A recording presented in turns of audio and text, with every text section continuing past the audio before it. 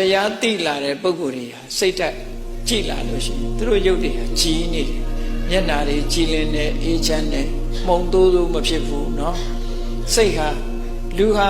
စိတ်ညစ်နေတဲ့လူရဲ့မျက်နာနဲ့စိတ်ပျော်ရွှင်နေတဲ့လူရဲ့မျက်နာတူမှမတူတာဟုတ်